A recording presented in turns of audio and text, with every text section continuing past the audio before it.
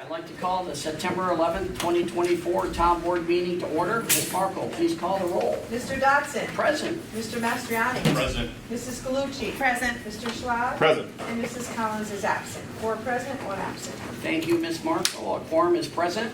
Please join me in reciting the Pledge of Allegiance. Mr. Mastriani, if you will lead us.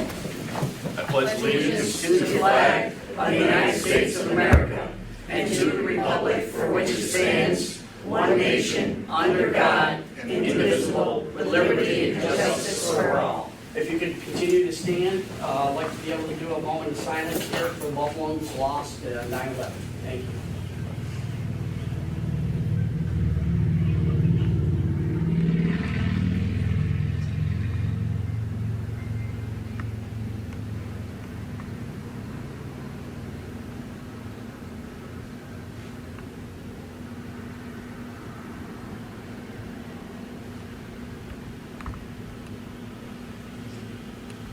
Thank you.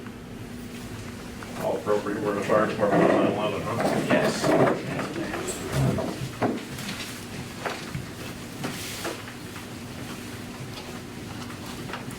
Okay, on the agenda tonight, we have 4 public hearings, 2 presentations, and several resolutions. Most of the public hearings are pretty straightforward. All issues or items that we've dealt with in previous board meetings. Again, I would just say during public meetings, or even public hearings, we ask that you sign in over there. There's a sign-in sheet, both for the public hearings. We also ask that you sign in for privilege of the floor. Diane, Ms. Markle will grab that when the time comes, and we'll read off there, off that list. Again, for public hearings and for the privilege of the floor. So please sign in. Thank you. All right, so the way I see it here, there's nobody that signed up for any of these public hearings. Okay. Again, 1, 2, 3, or 4, am I correct? Yes. Okay, just want to make sure. Thank you. So again, we're still going to read them off. I'm still going to ask that if you have any questions on the public hearing, that you have an opportunity to speak. I'll make a motion to close them, and we'll go to the next one.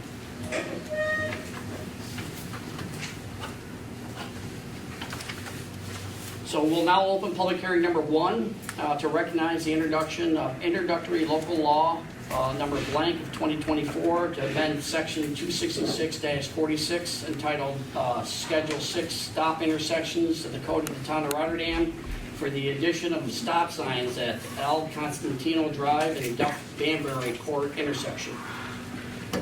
Again, would anyone like to speak at this public hearing? Again, would anyone like to speak at this public hearing? If no one would like to speak at the public hearing, then I would like a motion to either open or keep the public hearing open or to close it. Can I get a motion? I move we close. Okay, Mr. Mastriani to close. Second. I second it. Ms. Galucci to second.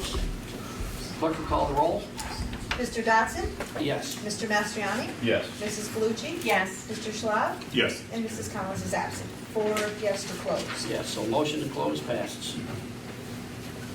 Public hearing number 2, to recognize the introduction of introductory local law blank of 2024 to amend in section 266-46 entitled Schedule 6 Stop Intersections of the Code of the Town of Rotterdam for the addition of a stop sign at Laura Street and Gilliland Avenue.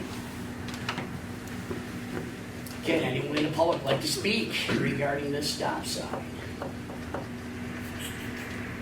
Again, would anyone like to speak regarding this public hearing and that stop sign? If not, I'd like someone to make a motion again to close this public hearing. I'll make a motion. I'll second it. Mr. Schlad, Mr. Mastriani seconds.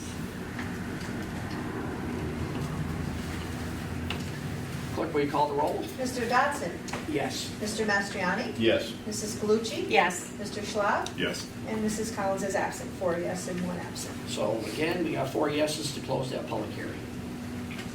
Moving on to public hearing number 3, to recognize the introduction of introductory local law blank of 2024 to amend chapter 150, hawking, peddling, and soliciting, paragraph 150-22, rules and regulations, section J, of the code of the town of Rotterdam for the purpose of allowing ice cream trucks to operate within the town of Rotterdam. Again, anyone from the public would like to speak on this topic?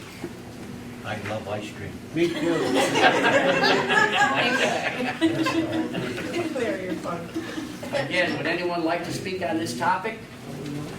If not, if I could get a motion to close this public hearing? Jack, I'm not sure, but I think the gentleman, Mr. Dingham may be here. Is Jared? I don't know if you have any questions or not, but these guys are from Rotterdam.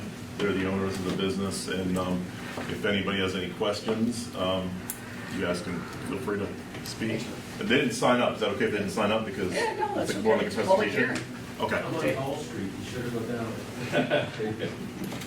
You know, I asked, I don't know where you operate exactly, but you guys always have the music on the trucks when they're rolling through? That's always a protocol? And that attracts the business. That's right. And have you gotten complaints from any municipalities about the noise? How long have you guys been in business for? 51 years now. Excellent. As Mr. Dingling? Yes. You guys are Mr. Dingling. Well, it used to be in Rotterdam years ago when I was a little kid. I Yeah. used to buy- Yeah, Right. Get Mr. Dingley back. yeah. How do you get rid of them?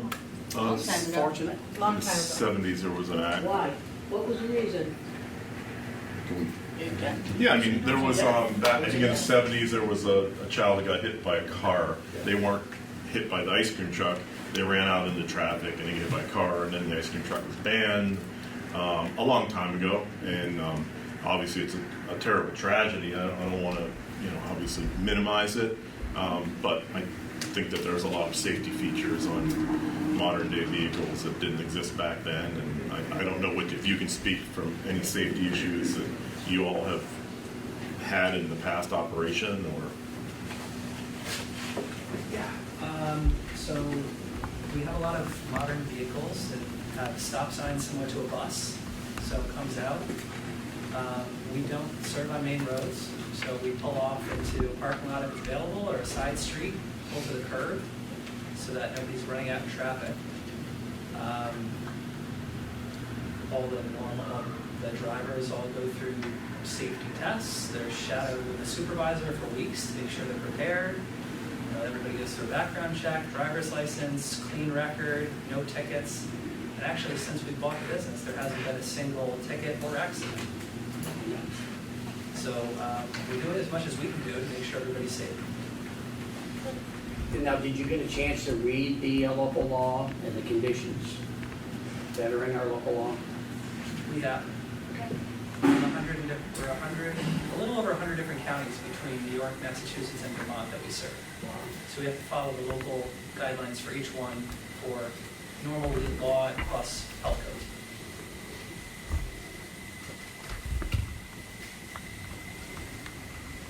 We're good? So Thank you.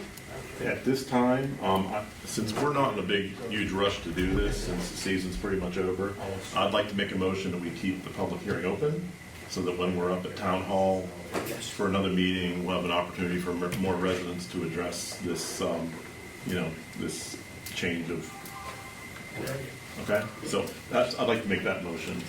Okay, can I get a second on that motion? I'll second the motion. And this is a motion to keep the public hearing open. Ms. Markle, could you call the roll? Sure, to keep it open, Mr. This is to Dodson keep it open. Yes? and Mr. Mastriani? I think the proposal of the law would be a great enhancement to our town. I would like to keep it open for another meeting and just make sure we get thorough feedback from the community. But Yes. I anticipate from hearing from a lot of residents that this is something that they'd like to see. So I vote yes. Mrs. Galucci? Yes. Mr. Schwab? Yes. And Mrs. Collins is absent, so there's 4 yes to keep it open and 1 is absent. So, yes, motion passes to keep open. Okay, public hearing number 4, in the matter of the establishment of extension number 7, condos at Heidelberg Meadows, extension to the town of Rotterdam Sewer District number 2, in the town of Rotterdam, Schenectady County, New York. Extension number 17. Yes, did I say something? You said said. I said 7. 17 it is. Again, anyone from the public that would like to speak on this sewer district extension number 17?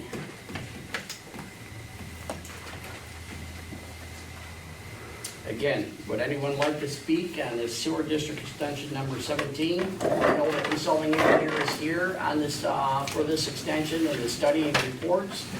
This has been in front of the town board a few times. You know, really, it's just procedural issues that we're trying to address as part of this public hearing. Is it black water or is it runoff from rain? And the question pertains to, The sewer district, this is sewage. sewage, It would be stormwater if it was rain. if That's correct. rain. just qualifying. Yes. And exactly what parts of Rotterdam are we discussing? I didn't hear that. So this is Helderberg Metals condos, Gilliland Avenue, heading out of town, back on Gilliland Avenue, State Route 158. They're actually in there constructing the homes at this So time. they haven't been built yet, and there's nobody there yet, right? No, we have to form the districts before we can issue sewage. Fred, anything from your standpoint? You good? No, I'm good. I think it's, we've been here before. Yes. I think the last, one of the reasons we're here third time is procedural issues with each one. So, we're just keeping it moving forward so that we can kind of. Thank you. So again, any last questions on this sewer district extension number 17, public hearing? If not, get a motion to close this public hearing. I'll move. So a motion was made by Mr. Mastriani, I'll second. seconded by Mr. Schlag. Ms. Markle, will you call the roll? Mr. Dodson? Yes. Mr. Mastriani? Yes. Mrs. Galucci? Yes. Mr. Schlaf? Yes. And Mrs. Collins is absent, so 4 yes to close the public hearing and 1 absent. Okay, so public hearing is closed.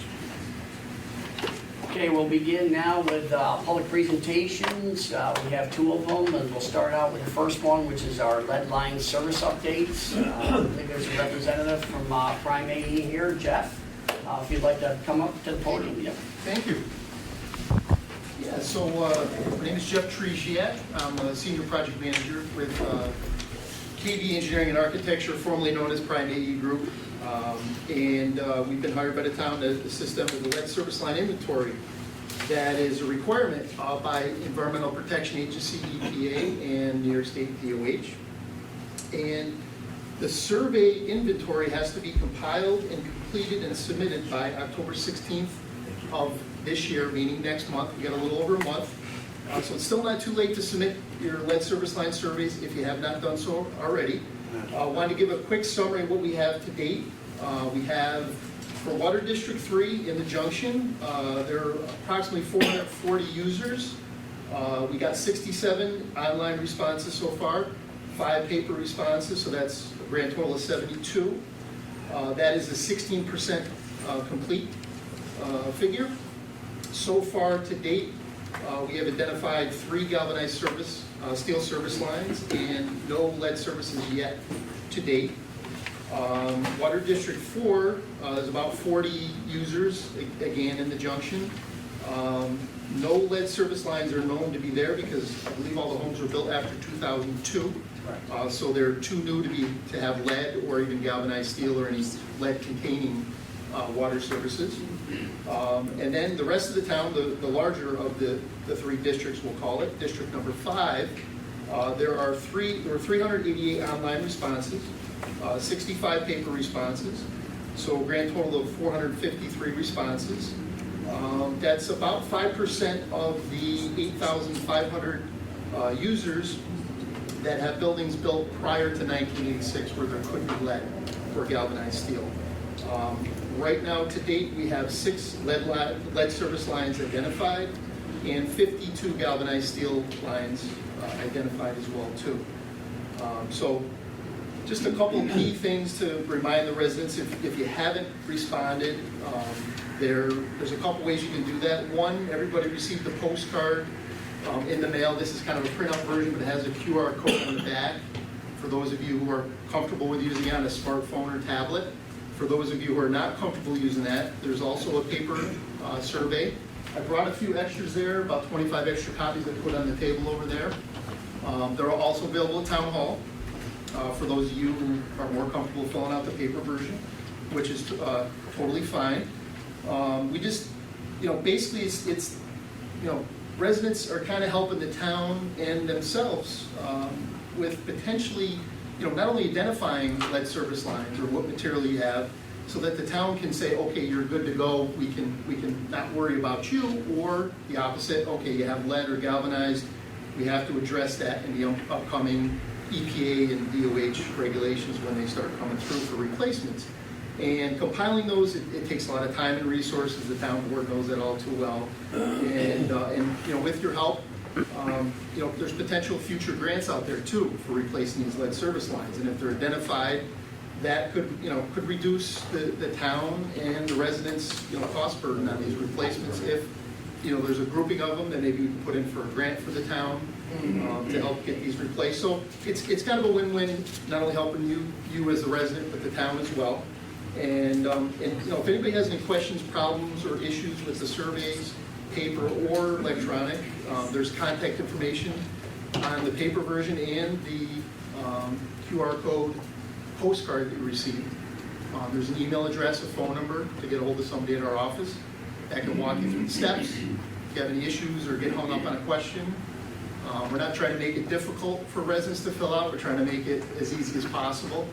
But there's some terminology sometimes that people get hung up on. It's totally understandable. So Jeff, just following up, we've had, I think in District 5, 2 information meetings. We've had information meetings down here. Some of the hang up I see on this is, you got to upload that photo. And we know, that the regulatory people want, evidence.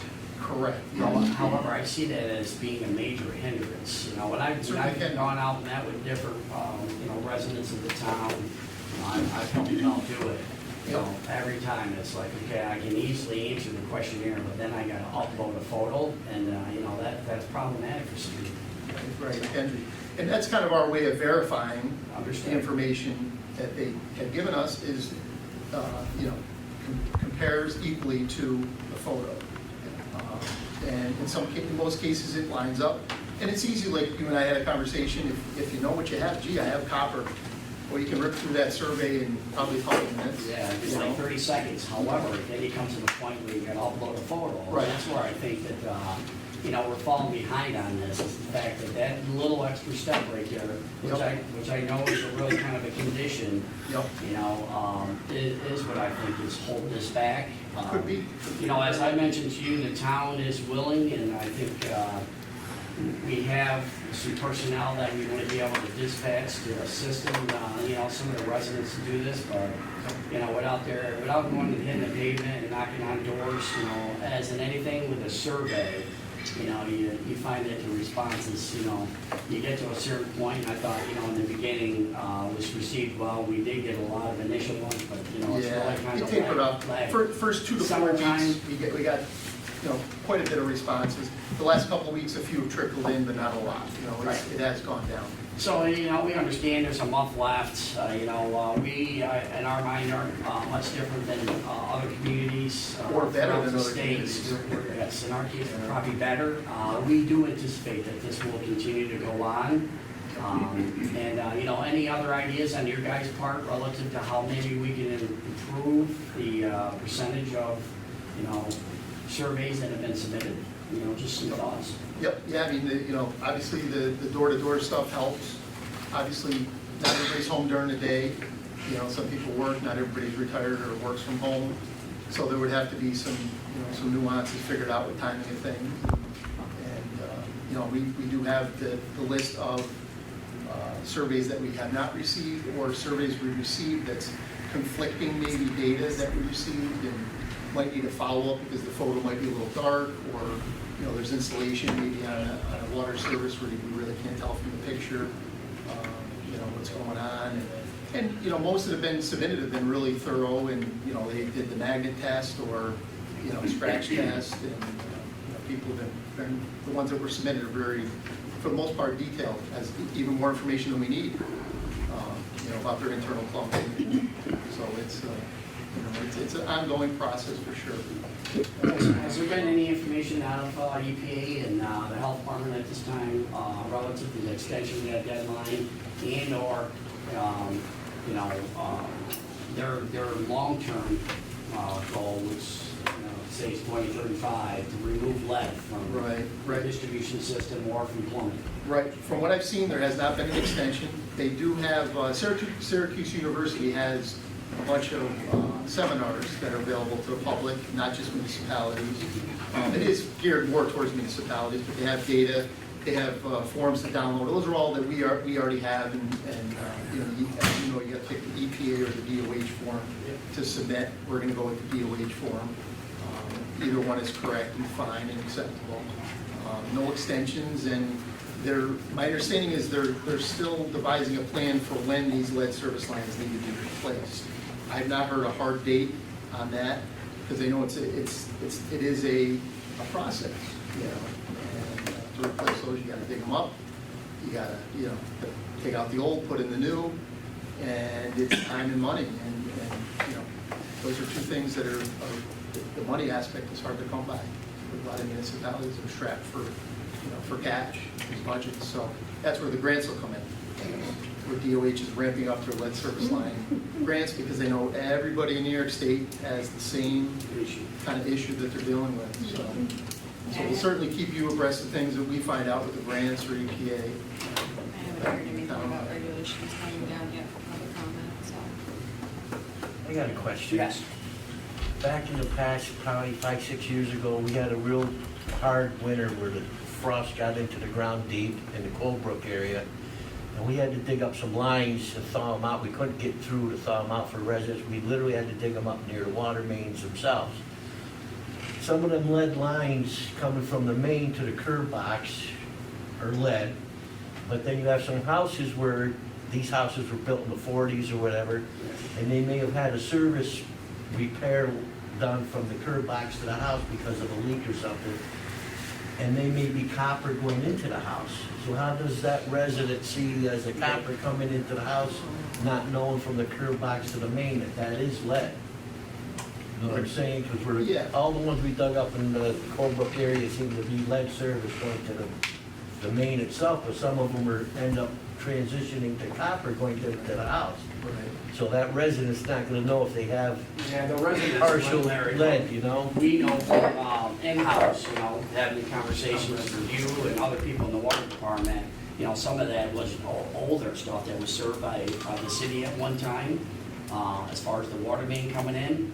And we know on our side of the records, which was the water main to the curb box, we know of some areas in the town that need lead services.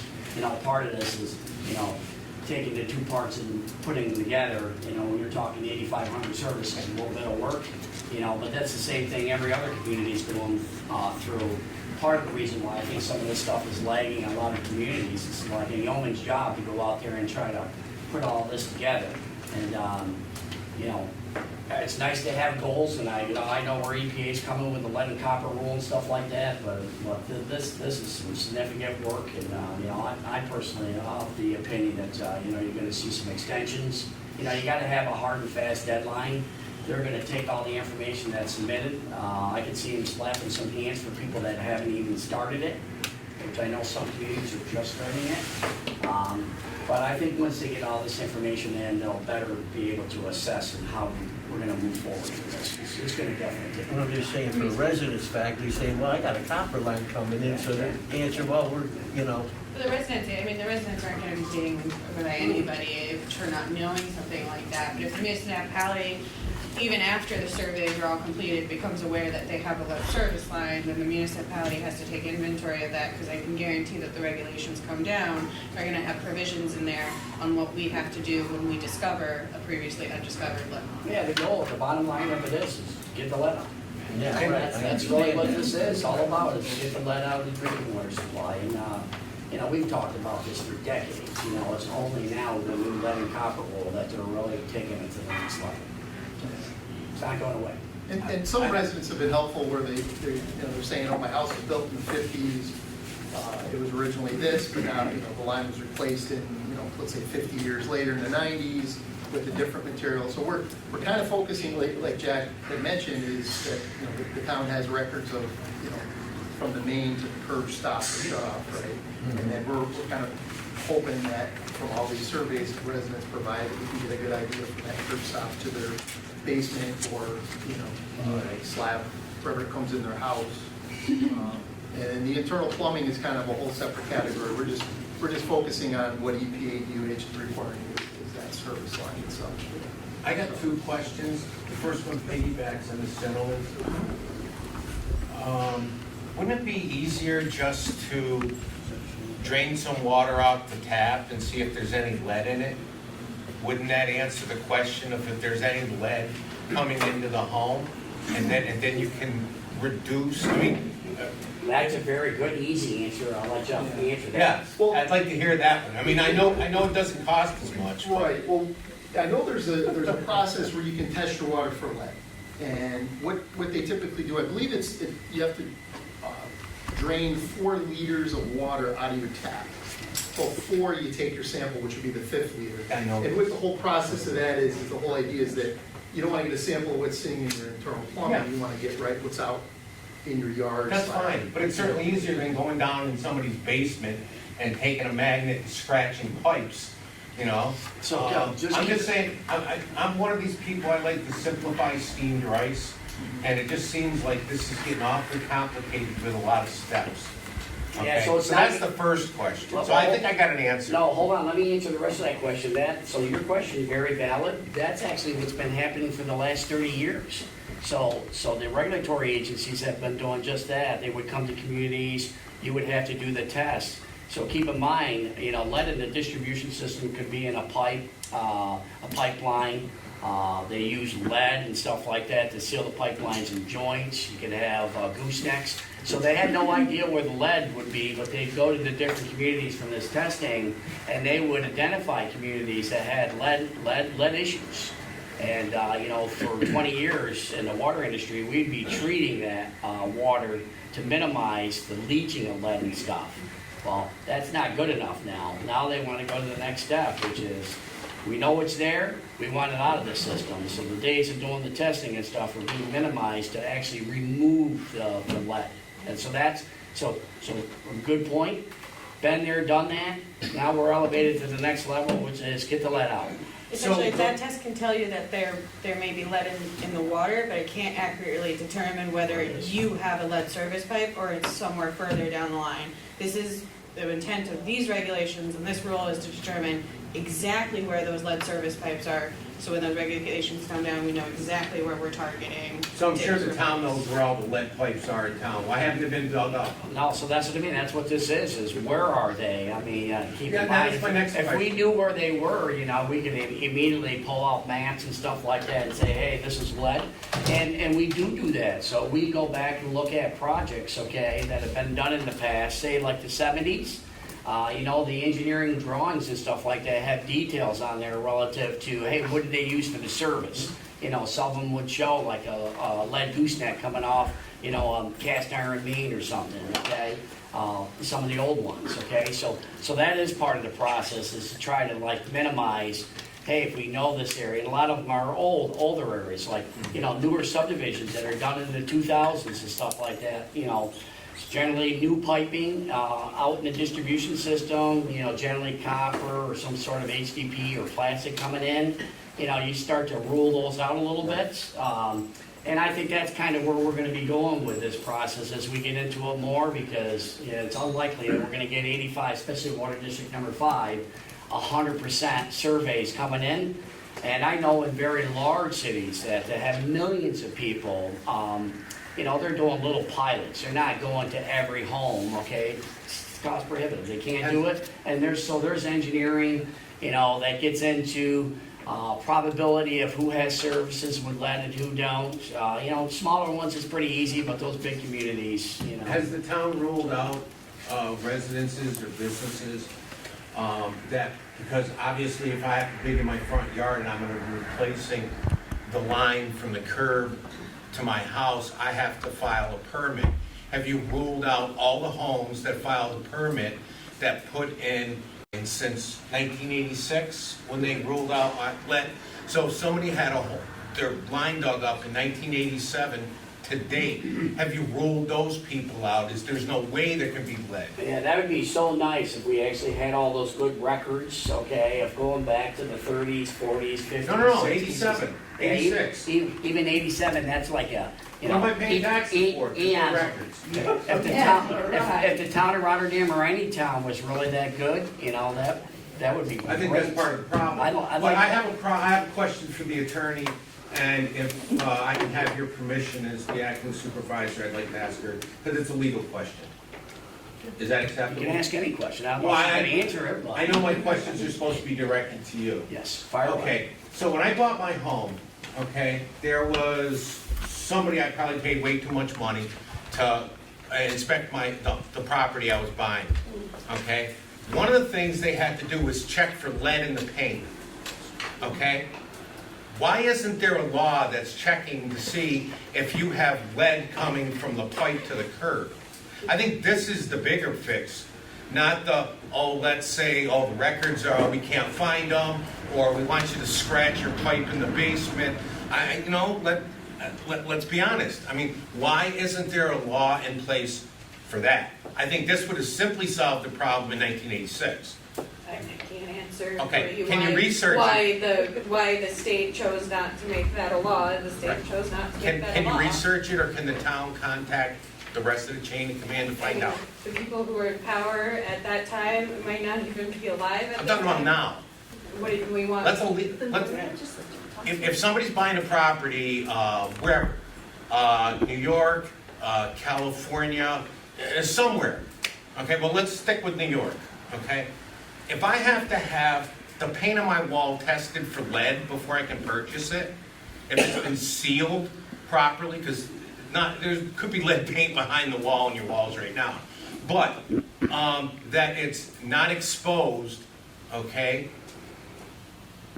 That seems like an easy fix. Or I see myself, I don't know that I'll be here in 50 years, but in the 50 years, okay, what I see is a similar meeting like this, and we all find out that PVC pipe is bad for water, okay? So if we work on the solution today, we might not have to have a I meeting just also want in to the clarify future. that your home insurance company is the one who requires that your paint be tested for lead and things like that, because it has to do with their insurance of your home and things like that. Not all of the things we talk about with lead are actually incorporated in law. Some of that's done by insurance companies who you're looking to insure your homes. But if this is a law that you want to see proposed, it would have to come from the state to regulate it on that, and that you would want to get with your senators and your assemblymen and talk to them, or even on the federal level, to go to your federal congressional members and say that this is a law that I'm really passionate about and that I would really like to see some movement on, and try to get that kind of grassroots movement going for what you're looking for, because that's not something that the local municipality can regulate on that kind of scale. That's something that the state has to regulate as like a real property or a Department of Health or something like that. So you'd want to go to your senators. If I choose to keep, and I know I don't have lead, okay? But if I choose to keep the lead pipe in my front yard, I can do that? No, because Why not? Because the state's going to be coming out with regulations saying that you can't. That's the whole point of why we're doing this, is because the Department of So they're Health trying to and the play by federal carrot. government are going to be, Then why isn't there a law about the Department of paint on Health. the walls that little kids eat all the time? See what I'm saying? But that's We regulated now. can't, see, the paint on the wall thing's not gonna make people a lot of money. Digging up pipes and doing studies will. That's my point. Well, the paint issues, like you said, because children have been getting into it and have been causing And kids don't horrendously, drink water. they do. And that's why they're getting interested in regulating these things now, because it's Then why are become, we only doing it halfway? that's not, we're not creating the regulations. No, I'm the state asking is. you because I'm sorry, you're our attorney. So I'm asking the board. This is where we come with our grievances, okay? Things that we feel should be addressed. Now, the answer given by the town attorney is reasonable. It's I mean, you can institute a little micro law for the town of Rotterdam, but it really doesn't do much good. But bringing it here, the people on this board have more access to the people that you mentioned. Like, I've tried to call our assemblyman, I get an answering machine every time. So I don't know what he's paying his staff for, okay? Because they could obviously be replaced by this answering machine, okay?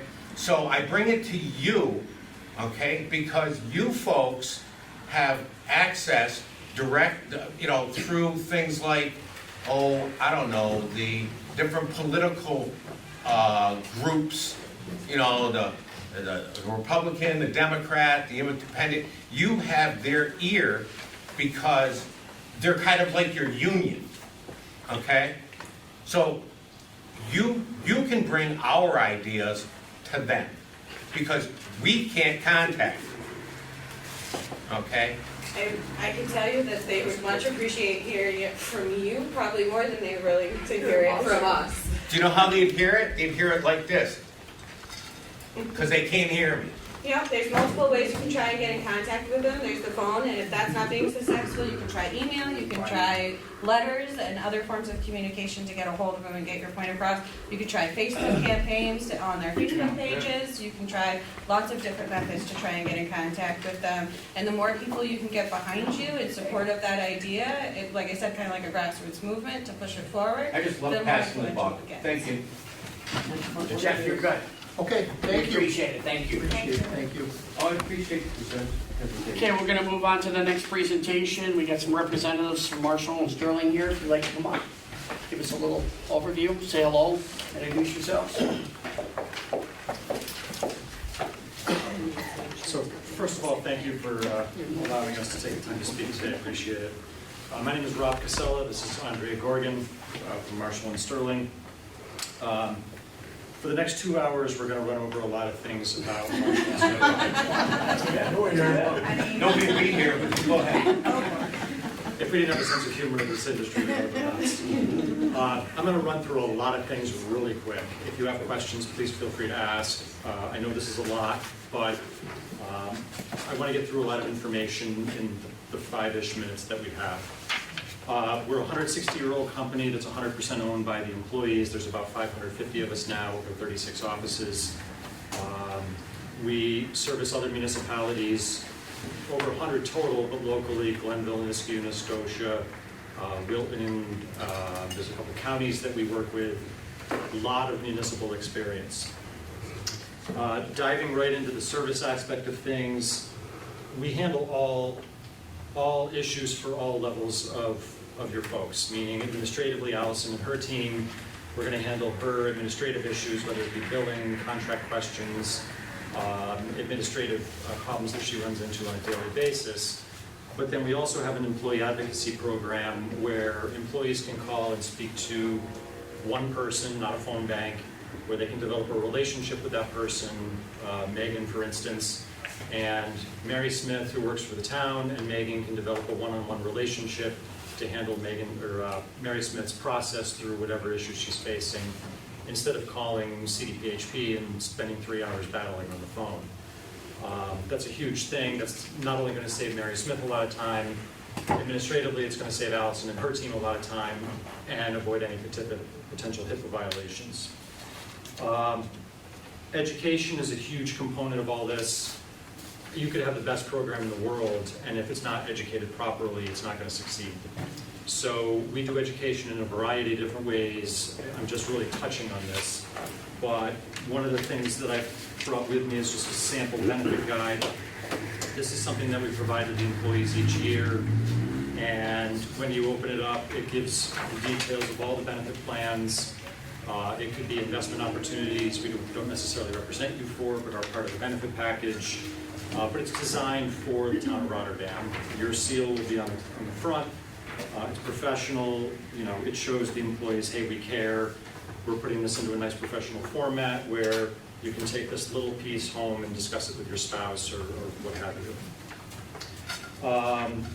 As far as actual education, that's up to you, because your municipality, Niskuna, Scotia is, that doesn't mean that doing it the same way here works at Niskuna or vice versa. So however you deem education will work best here to at least disrupt operations is what we're going to do. That means 2 o'clock in the morning, we'll be here at 2 o'clock in the morning. But the education is a key. Those meetings can be done in person, they can be done electronically. We can record them so that they can view them on our technology platform, which I'll get to in about an hour. And then we can create videos, which we can also put on the technology platform to educate them whenever they, 24/7, they can access these videos and educate themselves, or again, their spouses or whomever, whenever they want. Can I just piggyback off of that? Yeah, just to be clear, this isn't a, one and done type of renewal where we start talking to you in August, September, and then we do your renewal and you're done. This is an ongoing relationship that we have not only with Allison's team, but your employees.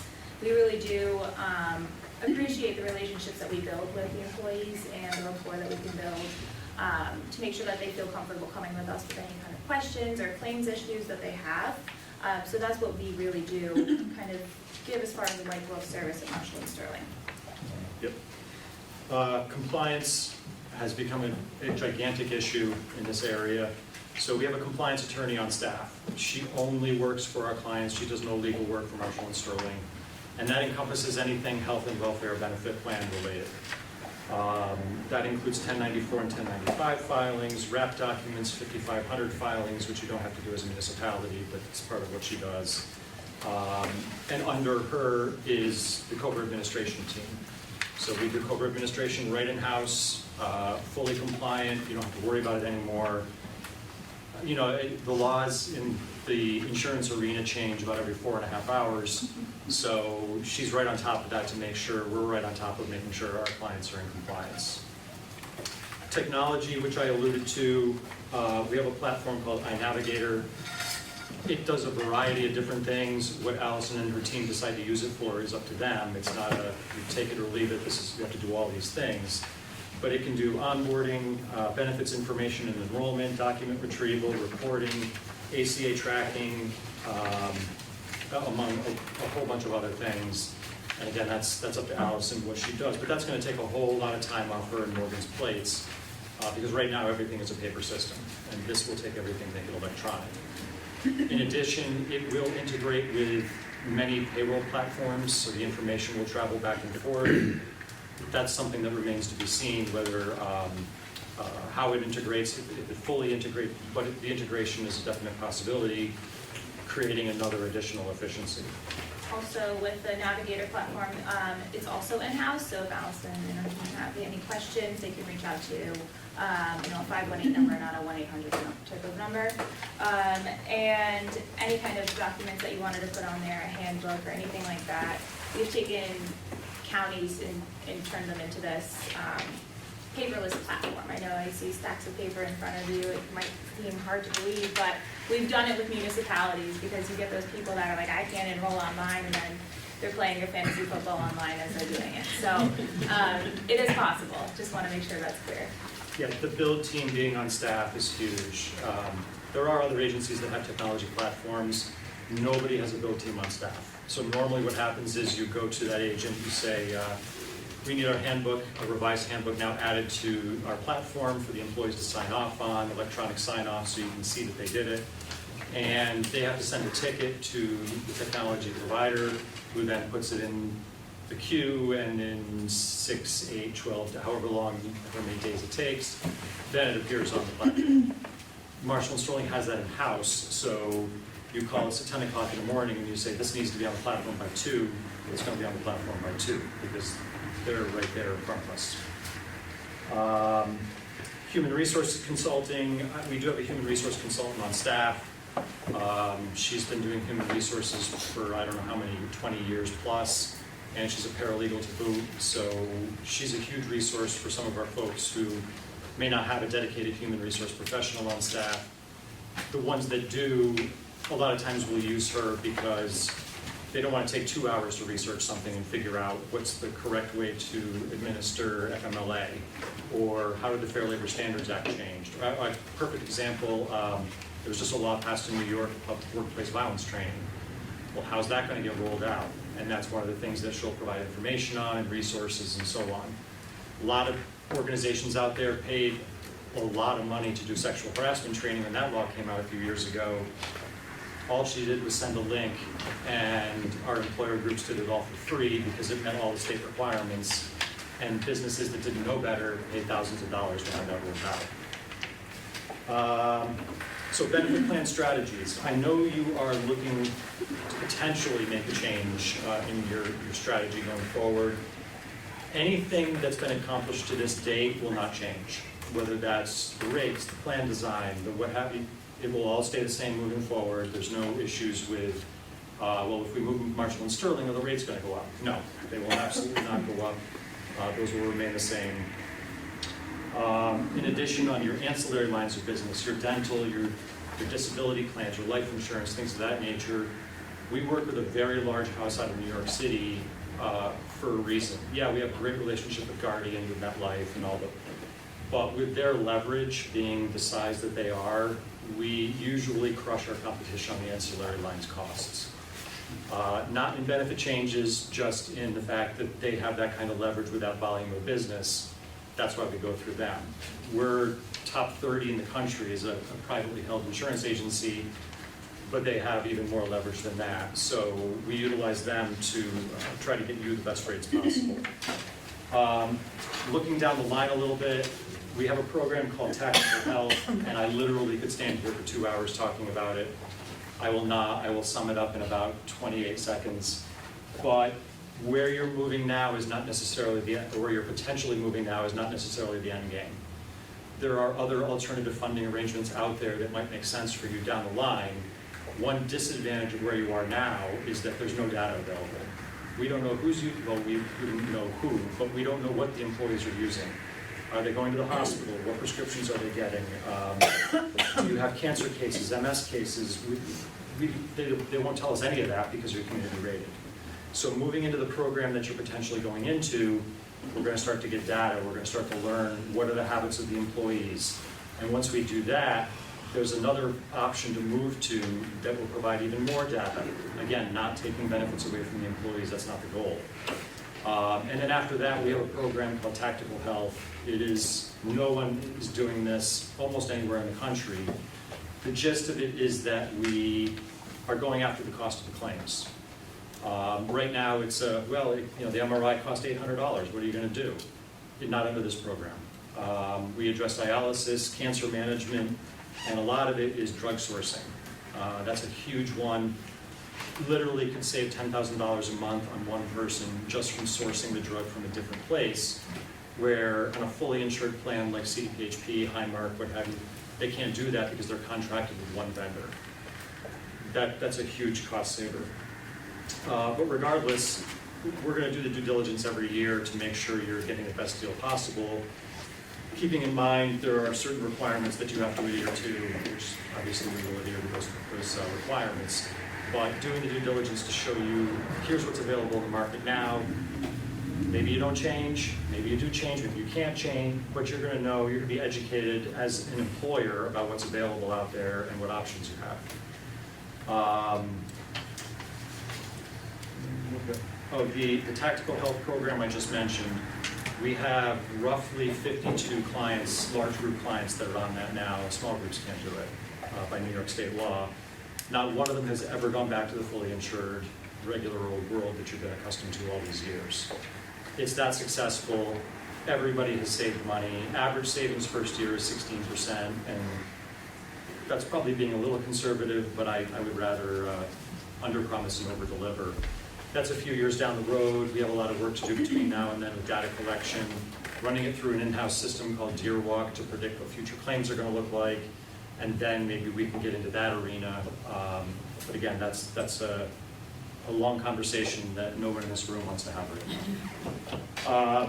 Lastly, administrative services. We handle all sorts of arrangements in-house, FSAs, HRAs, HSAs, DCAs, transit accounts. We have all these acronyms in our industry so that we stay employed and you stay confused. But I'm sure most of you in this room have probably heard of an HRA or an FSA or what have you.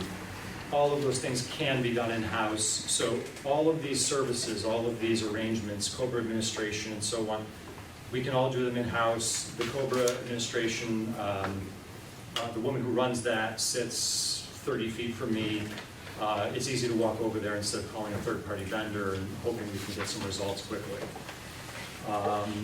And for the employee's perspective, they have online access 24/7 through an app to be able to look at what their FSA account balance is, what their transaction history is. They can self-audit to make sure everything's being done correctly. And any fees that are currently being paid for any of those arrangements that are in place right now will not change. We will not increase those costs. That will stay flat going forward. That's a lot. Yeah. That was a lot. Did you retain it all? That's why you have all those acronyms. Yeah. Yes. I have a quiz for each of you. I know that was a lot in a super short period of time, but do you have any questions on anything I mentioned, anything Andrea mentioned? Do you know anything about lead? I know it's not good for you. Can you catch him after the meeting, spend 2 hours, take your extra 2 hours, yield that back, sit with him for 2 hours? He and I will touch base and we'll see if we can get this hashed out. I would appreciate it. So, but I have a serious question. A couple. Actually, you're talking about sourcing pharmaceuticals and whatnot. Do you source, for instance, diagnostic tests? So, for instance, you get an EKG, you get it at a practice with your doctor in this building. You go back 3 years later, you see an EKG. The EKG cost went up $700. The reason it went up $700 is because St. Peter's or Albany Med bought the practice. Yeah. So can you source more affordable options for diagnostic tests to possibly save not only the out-of-pocket portion to the employee, but also the municipality? Yeah, so that's a two-part answer. First part is right now, no, because you're a fully insured plan, you must utilize the network and whatever contract they have with that particular imaging facility. In the potential new scenario, it would be the same thing. Because it's a fully insured plan, you have to adhere to a contract that CDPHP, Highmark, MVP, whomever it is, has with that particular provider. One of the things that we do on a proactive basis is send out communications to the employees. So one thing they can do, CDPHP has a service right now. You call in, you say, I have a prescription for this particular MRI on my knee.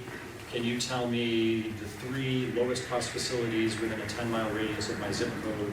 And they'll give them the 10 lowest cost options. They don't have to go there, but at least they have the option now to save themselves money, save the municipality money in the long run.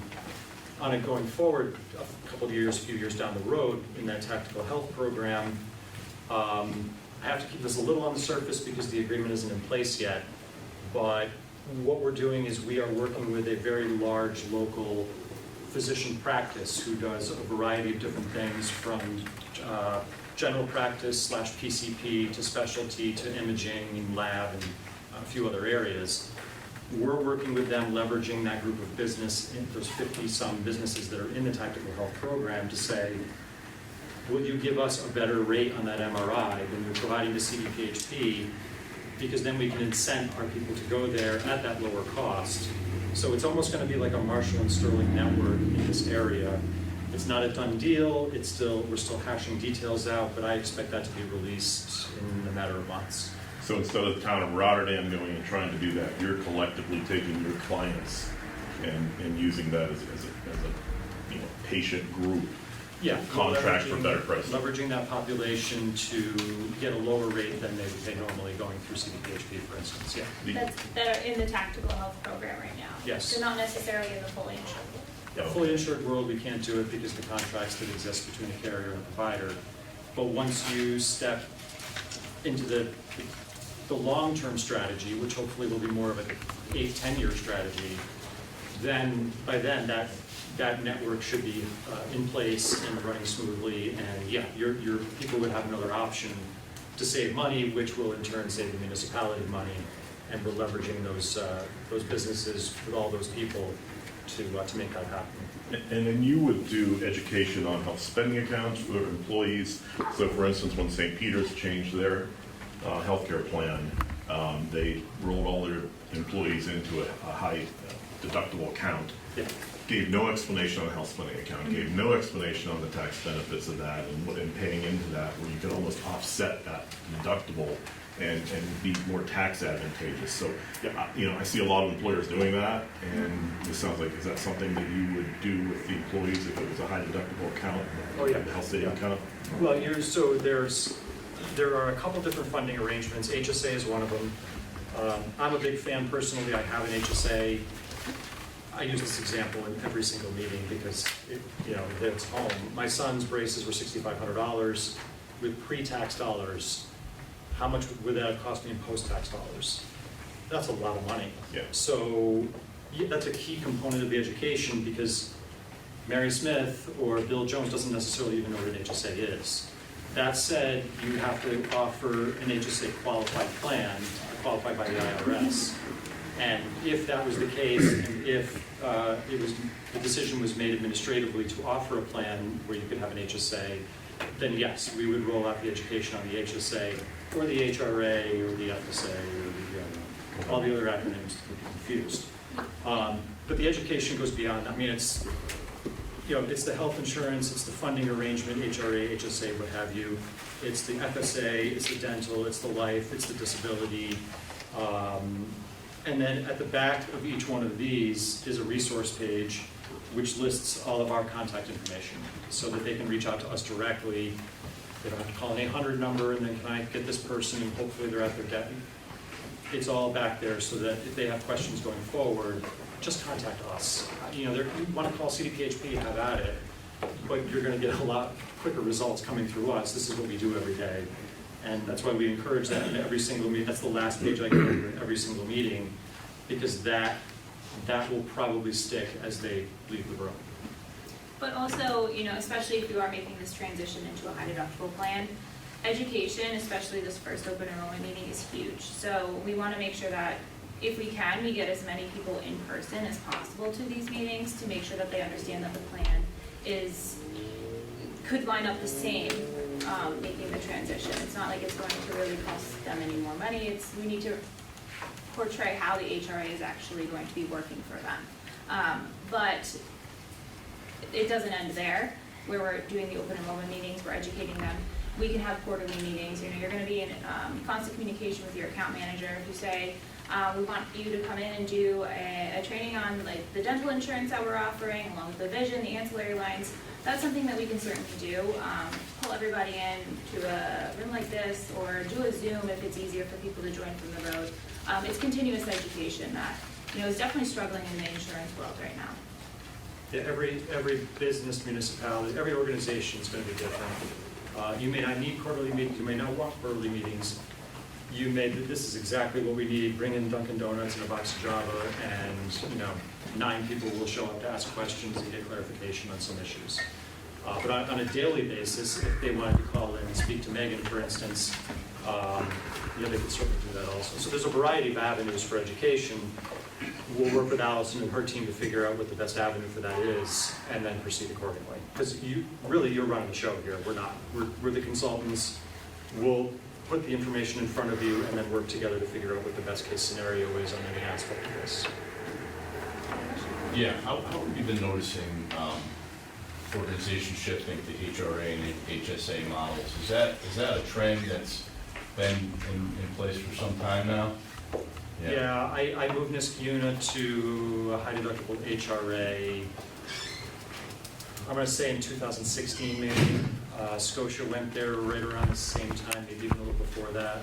But this has been a strategy that's been in place. I've been at Marshall and Sterling for 13 years. I would say 2012 is when this really started to take off. So, yeah, it could have been done quite a while ago, but history is history. Going forward, it's the best possible strategy that you can go with, not only for you administratively and from a cost perspective, but also for the employees, because their risk level starts to come down. The way you can kind of vision it is like you're putting more money, you're keeping more money in your pocket as opposed to giving the insurance company the money up front. So you're paying, say, $800 a month for a gold plan for a 26-year-old that goes to their physical once a year. But if you were to bring that down to maybe $600 a month, you know, you're saving that extra $200 a month in your pocket, if that makes sense. Oh, yeah. Totally. Yeah. So And that's kind of the strategy behind it. my follow-up too is if you guys could elaborate more on what you're doing with other organizations for that education piece. I get that you guys have a white glove service and, you know, are easily accessible, and that's terrific, but what are some of the methods that learned you had that employed? You have educational videos, you typically do seminars, what kind of? Yeah, well, again, it's specific to the group, but as a general overview, we do everything from in-person meetings. You might need 8 in-person meetings, you might need 1. We do Zoom calls, or maybe we'll do a Zoom while we're doing the in-person meeting. We record those Zoom calls so that we can post them on the Navigator site, and then employees could access that 24/7. We have some canned videos, HSA just happens to be one of them. We can post that on the Navigator site so they can get educated through the video. Or we could have just a special education session solely on HSAs. It's really, it really is customized to what you need so that we're not disrupting what's normally going on here on a daily basis. But there's a long list of different ways we can do education. Andrea brought up a really good point. We do have clients that want us to be on site for an hour once a month. You're going to be in the conference room, or you're going to be at the volunteer fire department, or where. And all employees know on the 3rd Monday of every month, Marshall and Sterling is there, and they're going to have you know, a platter of Panera sandwiches, and if you want to go in and ask questions and engage with Andrea or Megan or whomever, that they'll be on site to answer your questions. And that's because it's so organizationally specific, it's hard to say what the perfect scenario is here, but whatever it is, working with Allison and her team, we're going to figure out what that scenario is and then implement it. But that education is one of the most crucial parts of all this, because that guy back there doesn't do insurance for a living. He's pulling me over to give me a speeding ticket. We do insurance, and we need to be available for the employees so that they are educated when they need it. And this isn't just well, we had a $15 copay last year, now it's a $20 copay. Now it's a financial arrangement. Now you have to make different decisions. You want that HRA money, assuming it's an HRA, to last as long as possible. Now you might want to make a decision about whether you just run to the MRI over there for $800, or you go over there and get it for $400. So there's a lot of different facets to this, but at the end of the day, the more the employee knows, the better off they are. And we're going to make ourselves available as it works best for the town of Rotterdam. Who's paying for the subflotter? What kind of sandwiches? You are, through your insurance payments. We do not discuss anything lead involved when we're serving lunch sessions. There you go, Pete. No, I got a question. You said a phrase that should instill the fear of everybody.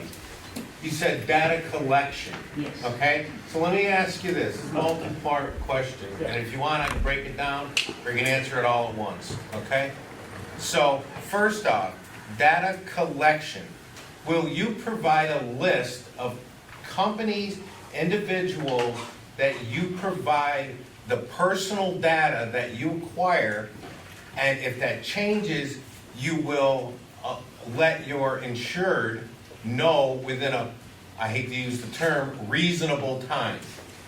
No data that is on an individual basis ever changes hands. In fact, that's part of the business associate agreement. So with subcontractors or anybody you have a business relationship with, I read those multi-page things that you have to click OK to that most people don't. Yeah. And that's where stuff gets hidden.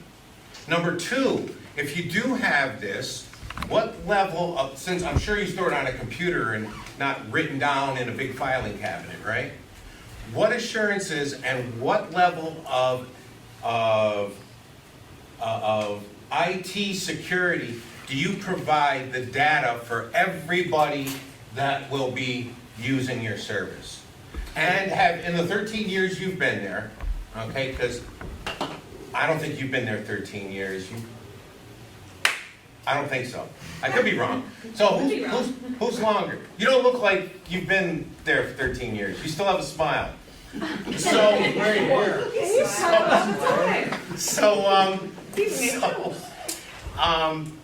in the 13 years you've been there, how many IT incursions have there been on your database? On ours, 0. Thank you. Has there ever been one, as long as the company's been in existence that you know of? No. Okay. Not at Marshall and Sterling. Okay. We go to some ridiculous lengths, and I'm not an IT person, but, duo authentications, and if we sign from our laptop, we have to confirm with our phone that we're the ones on the laptop.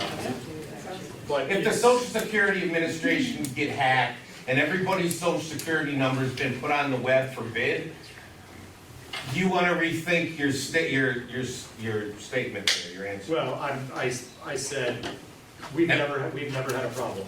And do you carry insurance Yes, on something like that if it does happen? yes. And who gets the insurance money? You for the lawsuits or the people whose data was stolen? No, your Up front, compliance table, attorneys. Sorry. Yeah, so the. I mean, The navigator most of system. the people that work for the town, okay, have become my friend. So I want to make sure they're getting the best possible they can, because A, I don't want to get screwed over, and B, I don't want a speeding ticket on the way home. Right. Okay? So, not that it would matter, but, and that's what I'm concerned about, because, the town has matching funds in this, because insurance is so expensive nowadays, because, well, I'm not gonna get into that, but, the town has a vested financial interest in using your company, and so do each one of the employees that are entitled to and choose to collect this smorgasbord of product. And, that's what I care about. I could really care much about anything else. I just want to make sure they're not getting screwed, because I'll find you. A couple things. So Me and my attorney will find you. the Navigator platform I mentioned is an in-house platform.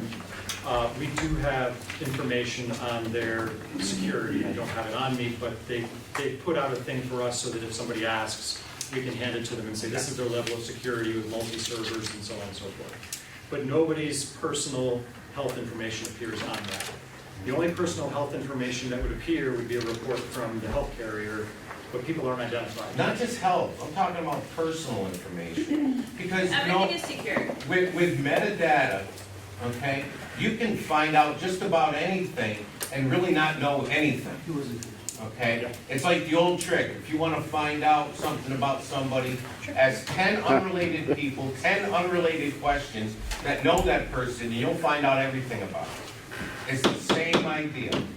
So you're not only protecting their medical, but their social security number, their name, their spouse's name, their children's identities, where they live, and with that metadata, you can even come up with things like what kind of lifestyle they live. Somebody like me, Yes, we are. he likes ice cream. please? Yeah. Yes, thank you. Thank you. Any other questions? Nope, we're good. Thank you very much. Thank you. Appreciate And Thank you, Joe. Okay, we're gonna move on to privilege of the floor. I'm gonna remind everyone again that it's 4 minutes. I raised my hand, that means you're within 30 seconds of reaching your 4-minute limit. Ms. Markle, do we have anyone that signed up for privilege of the floor? Andrea Capola.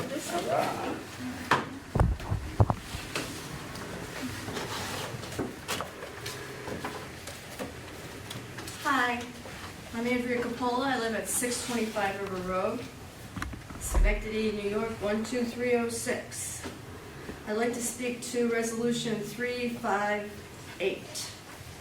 And this is about the fence at Jurassic Park for the implementation of a dog park. First of all, the parks are open from dawn to dusk. All the Rotterdam parks are open from dawn to dusk.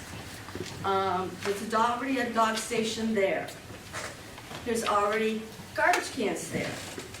we employ town employees to clean up the parks. I've been on the Parks Committee for a long time, and when it was first implemented, Ron Severinsen and the group that we were, we also asked for a dog park. Please, let's get started on something. I mean, I've been on the Parks Committee for a good decade, and it's time to move. And I think we're only, what do we need, 2, 3, we've already got part of the fence there, because it already goes around the park. So we only need 2 sections, 3 sections, and a gate. Can we move, please? Thank you. Sure. All right, so Mr. Casella, did you want to go up again? You want me up there? I can go No, up I there. mean, we're doing privilege of the floor now. He signed up, that's why I'm asking. You didn't have to sign up for a presentation. Gotcha. want the dog park too. All Yeah. right, so you're okay with? Yeah. I vote yes for the dog park, otherwise I'm not. Okay. Kevin Kelly. So I think, given the amount of time we've spent on these issues, I think I'd rather address this at the next town board Okay. meeting. So I'll just put no by it, next It'd be more meeting. expedient. Okay, we are here if you wanna, you take. No, I understand. I prefer to wait to the So the next next meeting? meeting. Okay. I think it would be more effective. Bill Hanson. Yep.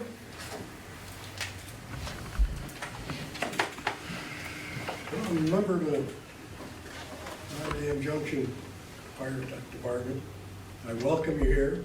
We are Fire District number 1. That means we're the first volunteer fire company in Rotterdam, period. And that's been over 100 years. So let's get to the present. I live on Route 5S. The traffic is heavy, which is expected on a state road like that, but it's extremely fast. We have state police here. They issue tickets here, and they do, as well as the sheriff, as well as the town of Rotterdam. But it's not enough. It's nuts out there at times. Somebody said something about the trucks. There's a lot of truck traffic. You got 2 quarries up the road. That's going to be expected. I don't find the trucks to be as bad as some of the cars, and particularly the newer type motorcycles and unregistered vehicles. The old Harley Davidsons that used to be the problem, they're my age. They're going slow. You don't have a problem with the Harley people, but boy, you do with these little vehicles and the cars. I've sat right here in front of the firehouse and seen them go by here 100 miles an hour, the cars. It happens. And it's not something that you can bring a patrol car out here and say, okay, catch them. It's just time on the job to catch them. Now, the police are doing all they can, but one of the problems I do have is they're ATVs, they're dirt bikes, they're unregistered vehicles. There's a ton of unregistered vehicles, and my understanding is that the police are kind of under orders not to pursue them. I can see the logic, but then I can't, because I think in Albany County, I don't know if it was the sheriff or the city of Albany, they put a concerted effort on these unregistered pain in the, I want to say neck, but that's not enough. And they've got some results out of that. So I'd really like to ask for some help on this particular thing. Maybe it could be these signs that tell you how fast you're going. And again, this is 5S, the whole length of it in our district. You know, the lower end, the upper end, it's terrible. I would like your help on that. And I got an idea too. give the car or the truck the ticket. Not the driver. You gotta start putting cameras out there. Give the vehicle the ticket. Fine it. Second one is more than the first one. And if they don't pay these fines, no registration renewal. That frees up the police. They got other things to do really better than this. And you get some money you can make too. It seems to me, and I know you're going into a state level on this, but if you could do something like that, it'd make an awful big difference in here. And some, Your time. okay, I'm going. Thank you. Thank you. Thank you. Thank you. Brandon Rosen? Yep.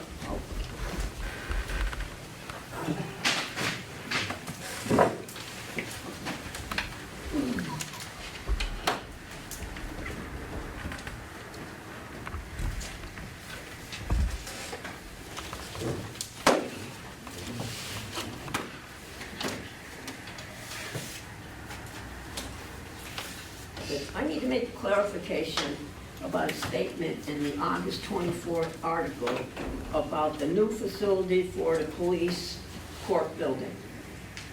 I said at the last meeting that I understand that we need something to happen. I didn't mean we need a brand-new, shiny building that we can't afford. A less expensive project would be great, but that's not the way it came across on this article, which is fine, because I don't mind being called a critic. I don't mind that. I don't mind being called out, but I do feel that I need to explain that. Yeah, we do need to do something, but to go and spend the kind of money you people want to spend, this board, all you people think of is shiny new things. Man, I'd like to do that to my house. I don't have the money. This board has mortgaged, has spent the credit cards on the residents of Rotterdam. I don't see why you're not finding a less expensive alternative to what we need. Again, I haven't brought this up in months, but Mr. Chad felt the need to bring Viaport into the picture. So, I didn't bring it up. I haven't brought it up, but I guess I'll start. There's a false narrative about that keeps going around, circulating, and in here, and people reading it. That, and this came from you, Mr. Mastriano, that we had to pay Viaport $243,000 to get the $1 million back, which wasn't our money. It was the government's money, for so-called rent. Again, here's the lease. I would like every single one of you to please read the lease. In the lease, we don't owe them, we did not owe them a dime, and we need to give that $250,000 back, because in the lease, in order to start paying rent, we had to be ready to move in and start operations. That did not happen. And on top of that, the $1 million that they held for months, they gained interest on that, and we were supposed to get that interest back. But evidently, whoever negotiated this great deal did a real piss-poor job for the residents of Rotterdam, because it is our money, not yours, ours, our taxpayers' money.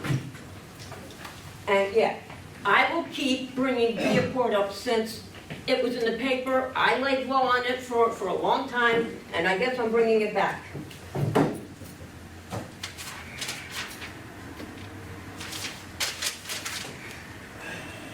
The zoning change over on Duanesburg Road, from agriculture to commercial. Why?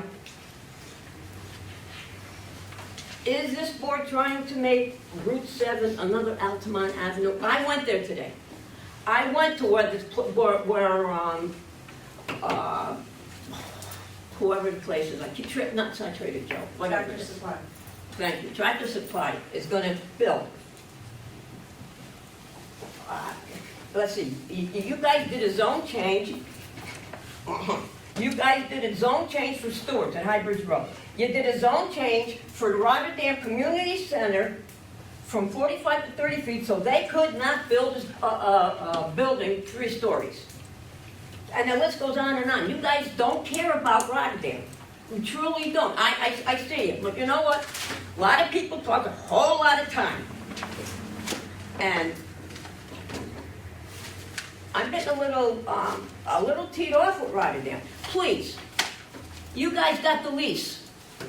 Please, read this lease.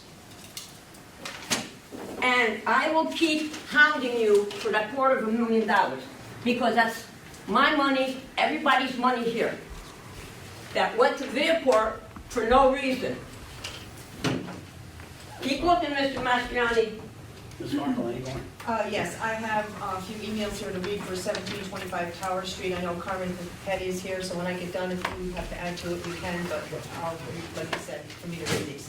To whom this may concern, this letter is to confirm that I was the listing agent for 1725 Tower Street, Suite 113, 114, Schenectady, New York, 12303, during the period of March 10th, 2017 to June 30th, 2018. This mixed-use building was listed under Miranda Real Estate Group, Inc., where I formerly held my real estate associate broker license. This property was marked on both the local Capital Region Multiple Listing Service, now as Global MLS, as well as the Commercial and Industrial Real Estate Brokers, INC. During this period, we were unsuccessful at leasing the space to a commercial tenant. As such, we feel the highest and best use for the space is for the residential apartments, and thus request approval to do so. And any questions, Kristen Doutlet from Real Estate Broker of State Street. Another one is, I have lived on Tower Street Apartments since 2017 and have loved living here. Since becoming the new landlord, Carmen Petty has improved the quality and security of our buildings, my apartment, and even the parking lots. I have never had such a responsive, fair, reasonable landlord in my life, and I have lived in quite a few places. I am also extremely grateful that this is a non-commercial area. Our little quiet private community has remained the same. When I leased this apartment many years ago, I moved from a commercial area. I chose this apartment specifically to live in a quiet residential area like this. Due to my disability, I also work for the state of New York from home, so an environment like this is crucial. If any other information is needed, Stephanie Clark. To whom this may concern, my name is Lauren Legier, and I reside at 1727 Tower Street, apartment 111, located in Schenectady. I have had the pleasure of living in this apartment complex for almost 2 years. I wanted to take a moment to express my gratitude for the excellent support and fair treatment that Carmen and Frank have provided me as tenants at the Tower Street Apartments complex. Their efforts maintaining a safe and comfortable living environment have not gone unnoticed. I've always appreciated the fair monetary contract that they have provided and their prompt and efficient handling of any concerns I raised. It truly makes a difference. Tower Street Complex has been a great place for families to gather, and I hope it continues to bring joy and comfort for more to come. As regards, Lauren Legier. This other one I'll read and I'll kind of shorten it. To whom it may concern, it's I, Zachary Viscusi of Curry Brook Associates, LLC, was the developer, builder, and leaseor of the real estate at 1725, 1727 Tower Street, Schenectady, New York, 12303, presently known as Tower Place. I was an active participant from land acquisition through planning approval process, development, ultimate owners, and end user until our sale in November 2021. When the property became predominantly leased and stabilized, the only period of time the 2 commercial spaces were rented from was from September 2015 until March of 2017 to a cigar shop, coincidentally owned by our resident tenant in an adjacent building, and by ourselves, creating the other half to be a small office for our own personal use. The cigar shop's 2-year lease ended prematurely due to lease violations of which affected the neighboring residential tenants. Through multiple listings, showing and offerings were conducted thereof, we were unsuccessful at finding another commercial tenant to occupy the space. Again, Zachary Viscusi. Okay. Another one's, I'll shorten it. This is a follow-up to a conversation we had in June of this year regarding the property, 1725 Tower Street, which Berkshire Hathaway, Home Service Blake, Realtors had listed as a commercial space for leases. We originally listed the property for lease on office space on March 29th, 2024. This property was listed both on Global Multiple Service as well as Commercial Industrial Real Estate Board, which specializes in marketing commercial properties. It was at this time that we discussed the possibility of you converting the space into 2 residential rental units. It was at that time, and still is in my opinion, as a real estate broker with over 40 years' experience at the highest and best use of this space would be residential unit properties. Joseph Frey, Senior Vice President of Real Estate Brokerage, Blake Realtors. I think that basically these are all the same, and this is the one short one. I, Virginia, reside at 1727 Tower Street, apartment 101. Carmine has been very cooperative and very fair on rent increases. With rent increases, we love this neighborhood and would have much difficulty with commercial in and out traffic. This would force me to possibly have to move, which would be a burden, seeing I am a senior citizen. Is that good? Very, Okay. better than I can. Took it off. Thank you, Diane. Yes, thank you I tried very to do much. it quick, I'm sorry. Diane, is there anyone That's it. else? That's it. Okay. We're going to move then to close privilege of the floor and now move on to resolutions.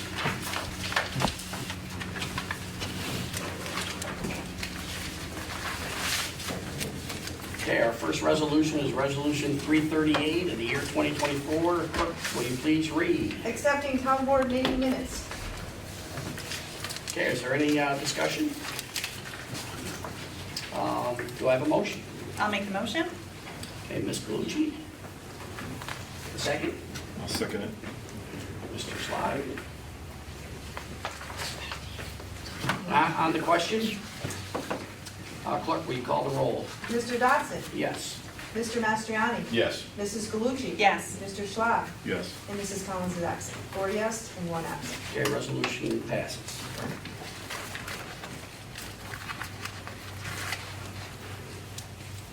Okay, moving on to resolution 339. Will you please read? To accept revenue for the town clerk's office for August of 2024. Any discussion? Do I have a motion? I'll make the motion. Okay, motion made by Ms. Galucci. A second? I'll second. Okay, second is by Mr. Mastriani. On the question? Clerk, call the roll? Mr. Dodson. Yes. Mr. Mastriani. Yes. Mrs. Galucci. Yes. Mr. Schwab. Yes. And Mrs. Collins is absent. 4 yes, 1 absent. The resolution passes.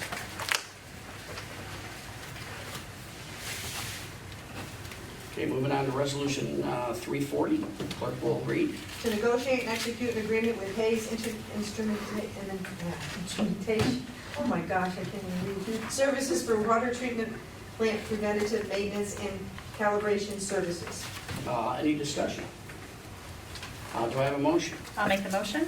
Okay, motion made by Ms. Galucci I'll second it. and seconded by Mr. Schwab. On the question? Clerk to call the roll? Mr. Dodson. Yes. Mr. Mastriani. Yes. Mrs. Galucci. Yes. Mr. Schwab. Yes. And Mrs. Collins is absent. 4 yes, 1 absent. Resolution passes. Okay, resolution 341. To negotiate and execute an agreement with Green Bear Construction Services and Spectrum Environmental Associates, Inc. for asbestos removal services. Are there any discussion? Do I have a motion? I'll make the motion. Okay, motion made by Ms. Galucci, I'll second it. seconded by Mr. Mastriani. Any, on the question? Clerk, will you call the roll? Mr. Dodson. Yes. Mr. Mastriani. Yes. Mrs. Galucci. Yes. Mr. Schwab. Yes. And Mrs. Collins is absent, so 4 yes and 1 absent. Okay, resolution passes. Resolution 342. Clerk to read. To negotiate and execute an agreement with Coster for West Campbell Pump Station repairs. Any discussion? Do I have a motion? I'll make the motion. Do I have a second? I'll second the motion. Second by Ms. Galucci. On the question? Clerk, call the roll? Mr. Dodson. Yes. Mr. Mastriani. Yes. Mrs. Galucci. Yes. Mr. Schwab. Yes. And Mrs. Collins is absent. 4 yes, 1 absent. The resolution passes.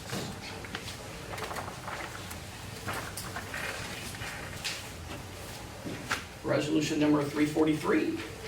Clerk to read. To recognize the introduction of introductory local law blank of 2024 to amend chapter 270 zoning of the town code relating to a change of zone request on a plus or minus 15.17 acres of a plus or minus 65.8 acres parcel from residential R3 to general business B2 located at 676 Marival Road and refer to the Planning Commission for a report and recommendation.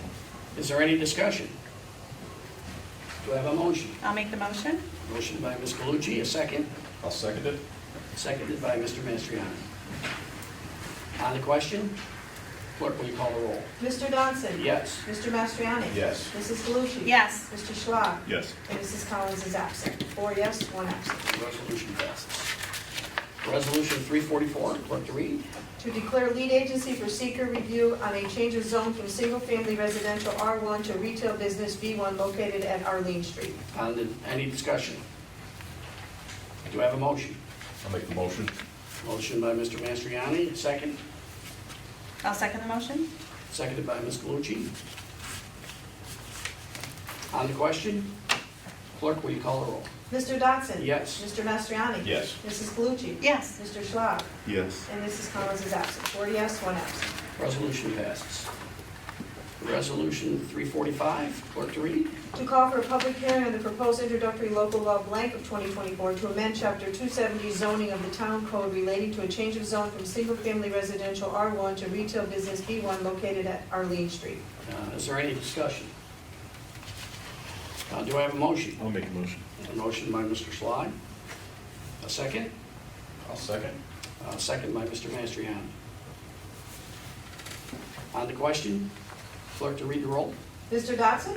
Yes. Mr. Mastriani? Yes. Mrs. Galucci? Yes. Mr. Schwab? Yes. And Mrs. Collins is absent. So 4 yes and 1 absent. Resolution passes. Resolution number 346. To adopt a secret negative declaration on the change of zone application from general business B2 to multifamily residential R3 located at 1725 Tower Street. Is there any discussion? Do I have a motion? I'll make the motion. Motion by Mr. Mastriani. Is there a second? I'll second it. Second by Mr. Schlag. Any, on the question, clerk will call the roll. Mr. Dodson? Yes. Mr. Mastriani? Yes. Mrs. Galucci? Yes. Mr. Schwab? Yes. And Mrs. Collins absent. 4 yes, 1 absent. Resolution passes. Resolution 347. To enact local law number 16 of 2024 to amend Chapter 270 zoning of the town code relating to a change of zone from general business B2 to multifamily residential R3 located at 1725 Tower Street. Is there any discussion? Do I have a motion? I'll make the motion. Motion by Mr. Mastriani. A second. I'll second the motion. Mr. Schlag, a second. On the question, clerk will call the roll. Mr. Dodson? Yes. Mr. Mastriani? Yes. Mrs. Galucci? Yes. Mr. Schwab? Yes. And Mrs. Collins is absent. 4 yes, 1 absent. Resolution passes. Resolution 348.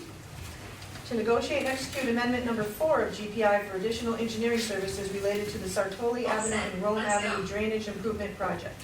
Is there any discussion? Do I have a motion? I'll make the motion. Motion by Mr. Mastriani, and I'll second. On the question, clerk will call the roll. Mr. Dodson? Yes. Mr. Mastriani? Yes. Mrs. Galucci? Yes. Mr. Schwab? Yes. And Mrs. Collins is absent. 4 yes, 1 absent. Resolution passes. Resolution 349. To authorize an intermunicipal agreement with Albany, Schoharie, Schenectady, Saratoga Board of Cooperative Educational Services, BOCES. Okay, any discussion? Do I have a motion? I'll make a motion. Motion by Mr. Schlag. I'll second. On the question, clerk, will you call the roll? Mr. Dodson? Yes. Mr. Mastriani? Yes. Mrs. Galucci? Yes. Mr. Schwab? Yes. And Mrs. Collins is absent. 4 yes, 1 absent. Moving on to Resolution 350. Please read. To negotiate and execute an agreement with Marshall and Sterling, Inc., Marshall and Sterling Administrative Services. Any discussion? Do I have a motion? I'll make the motion. Motion by Ms. Galucci, a second. I'll second it. Seconded by Mr. Schlag. On the question, clerk to read the roll, call the roll. Mr. Dodson? Yes. Mr. Mastriani? Yes. Mrs. Galucci? Yes. Mr. Schwab? Yes. And Mrs. Collins is absent. 4 yes and 1 absent. Moving on to Resolution 351. Clerk to read. To authorize the release of irrevocable letter of credit number 2020-A-419 issued by Pioneer Bank for Becker's Crossing Phase 4 and 5. Any discussion? Do I have a motion? I'll make the motion. I'll second it. Seconded by Mr. Mastriani. On the question? Clerk to call the roll. Mr. Dotson? Yes. Mr. Mastriani? Yes. Mrs. Galucci? Yes. Mr. Schwab? Yes. And Mrs. Collins is absent. 4 yes, 1 absent. Moving on to resolution 352. Clerk to read. To declare police vehicles obsolete and authorize them to be auctioned. Any discussion? Do I have a motion? I'll make the motion. Motion by Ms. Galucci, second I'll second it. by Mr. Schlog. On the question? Clerk call the roll. Mr. Dotson? Yes. Mr. Mastriani? Yes. Mrs. Galucci? Yes. Mr. Schwab? Yes. And Mrs. Collins. Oh, no, Mrs. Collins is absent, I'm sorry.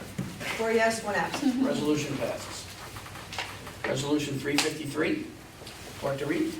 To authorize the senior planner and town's consulting engineer to work with SWCD, ECOS, town committees, and other volunteer groups and individuals to begin preliminary design and site preparation for the potential establishment of a trail system for passive recreational uses. Is there any discussion? I would just like to acknowledge Bruce Bonnequist, who's been instrumental in getting this to the point where it's at now, and hopefully we continue to move it forward. Bruce is on the Zoning Board of Appeals, the Conservation Committee, and the Energy Committee. He's a tremendous guy, tremendous asset that we have in our town. What we have at this parcel of property is a former quarry, affectionately known here as the Pit. It's dug right on top of the aquifer. There's a giant lake there. You can see people fishing on the riverbanks there. People put their boats out on the water there. A trail system has just emerged there organically on its own. What we're looking to do is to secure that trail and make it formally accessible to the public for trail running, for mountain biking. To clear out the areas that there may need to be, there is need to have certain sections cleared. There may be a need for bridge work, but the county soil and water has been tremendous in helping us evaluate what's going on there, and I just want to acknowledge Bruce because it's his energy and leadership and making things happen. So lucky to have him because he sets the example of just how to work through the bureaucracy and how to move things forward. So I'm excited for what we can do very inexpensively at this site. Any other discussion? I have a question. Is that going to include dirt bikes in those trails? We're not at the point yet of being able to authorize that, but it's a mountain biking trail that we're proposing, not an ATV or dirt bike trail. Non-motorized. I assumed that. Well, the bike trail is non-motorized, and you know what goes on that all the time, the dirt bikes and stuff too. What is the name of this stand that you're discussing? So that's not for discussion right now. Do I have a motion? I'll make the motion. A motion by Mr. Mastriani I'll second it. and seconded by Ms. Galucci. On the question? Clerk will call the roll. Mr. Dotson? Yes. Mr. Mastriani? Yes. Mrs. Galucci? Yes. Mr. Schwab? Yes. And Mrs. Collins is absent. 4 yes, 1 absent. Resolution passes. Moving on to resolution 354. Resolution to establish lead agency and adopt a negative declaration for the proposed sanitary sewer pump station improvements project. Any discussion? Do I have a motion? I'll make a motion. I'll second Is it. there a second? Mr. Slog? On the question? Clerk will call the roll. Mr. Dotson? Yes. Mr. Mastriani? Yes. Mrs. Galucci? Yes. Mr. Schwab? Yes. And Mrs. Collins is absent. 4 yes, 1 absent. Moving on to resolution 355. To accept and award bid for fire hydrants to E.J. Prescott and Company, Incorporated. Any discussion? Do I have a motion? I'll make a motion. Motion by Mr. Schlag, and I'll second. On the question? Clerk will call the roll. Mr. Dotson? Yes. Mr. Mastriani? Yes. Mrs. Galucci? Yes. Mr. Schwab? Yes. And Mrs. Collins is absent. 4 yes, 1 absent. Resolution passes. Resolution number 356. Clerk to read. To accept and award bids for flags, valves, and valve boxes. Any discussion? Do I have a motion? I'll make the motion. Motion by Mr. Mastriani, a second. I'll second the motion. Seconded by Ms. Galucci. On the question? Clerk will call the roll. Mr. Dodson? Yes. Mr. Mastriani? Yes. Mrs. Galucci? Yes. Mr. Schlad? Yes. And Mrs. Collins is absent, 4 yes, 1 absent. Resolution 357, clerk to read. To approve a budget transfer to the 2024 budget. Any discussion? Do I have a motion? I'll make a motion. Motion by Mr. Schlag. I'll second. On the question, clerk will call the roll. Mr. Dodson? Yes. Mr. Mastriani? Yes. Mrs. Galucci? Yes. Mr. Schlad? Yes. And Mrs. Collins is absent, 4 yes, 1 absent. Resolution passes. Resolution 358. To negotiate and execute an agreement with Phoenix Fence LLC for fencing at Juraca Park. Any discussion? Do I have a motion? I'll make a motion. Motion by Mr. Schlag. Second. Seconded. Second by Mr. Mastriani. On the question, clerk, will you call the roll? Mr. Dodson? Yes. Mr. Mastriani? Yes. Mrs. Galucci? Yes. Mr. Schlad? Yes. And Mrs. Collins absent, 4 yes, 1 absent. Moving on to resolution 359, clerk to read. To authorize the supervisor to sign a third amendment to standard lease agreement with T-Mobile Northeast LLC for cell phone signal equipment placed on the Bernard Street water tower. Is there any discussion? Do I have a motion? I'll make the motion. Do I have a second? I'll second the motion. Second by Ms. Galucci. On the question, clerk to call the roll. Mr. Dodson? Yes. Mr. Mastriani? Yes. Mrs. Galucci? Yes. Mr. Schlad? Yes. And Mrs. Collins is absent, 4 yes, 1 absent. Resolution passes. Resolution number 360, clerk to read. To authorize the supervisor to sign a third amendment to a standard lease agreement with T-Mobile Northeast LLC for cell phone signal equipment placed on the Hamburg Street water tower. Is there any discussion? Do I have a motion? Make a motion. Motion by Mr. Schlage, a second. I'll second the motion. Second by Ms. Galucci. On the question, clerk call the roll. Mr. Dodson? Yes. Mr. Mastriani? Yes. Mrs. Galucci? Yes. Mr. Schlad? Yes. And Mrs. Collins is absent, 4 yes, 1 absent. Resolution passes. Finally, resolution 361. Authorize deduct change order number 1 with Carver Construction, Inc. for the Sartoli Avenue and Kings Road drainage improvements and roadway reconstruction project. Is there any discussion? Do I have a motion? I'll move. Motion by Mr. Mastriani, I'll second. On the question, clerk to call the roll. Mr. Dodson? Yes. Mr. Mastriani? Yes. Mrs. Galucci? Yes. Mr. Schlad? Yes. And Mrs. Collins is absent, 4 yes and 1 absent. Who seconded that? I'm sorry. Jack did. Second was me. Thank you. That concludes our resolutions for this evening. We'll now move on to liaison reports. Do we have any reports from board members for liaison committees? I've got a report for economic development. I'm having monthly meetings with Association of Towns, monthly meetings with Discover Schenectady, which is exciting because as we have events that many Meg puts together for us, they will help us promote that. I handed out this book to all of you, and it really shows that there's a lot going on here, and Rotterdam will be a part of this now. So I'm very excited about that. Having monthly meetings with the chamber.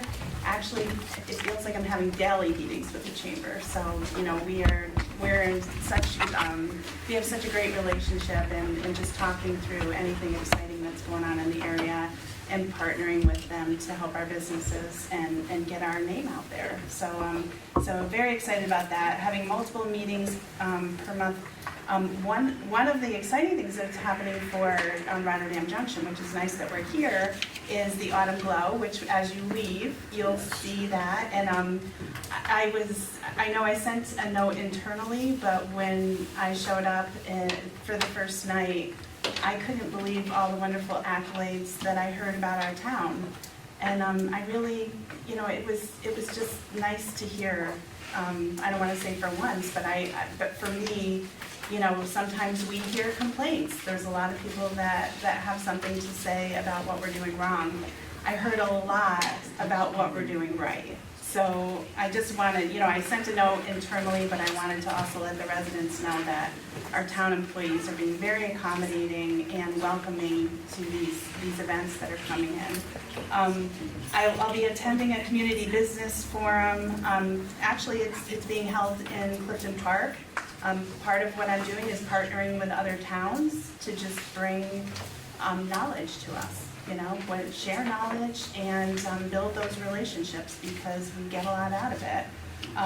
We'll also be doing another Feet on the Street with the Chamber, and what that is volunteers from other towns will come here and help me visit all of our businesses, and it's incredible. They give us a lot of insight as to, possibly some difficulties that they might be having or some positives that are going on, and so from that, we can start finding solutions. And I will share that we visited one business and they are shipping products to their largest country is Korea, and they were having some difficulty with that process. And the chamber was there with me, and guess what? We solved it.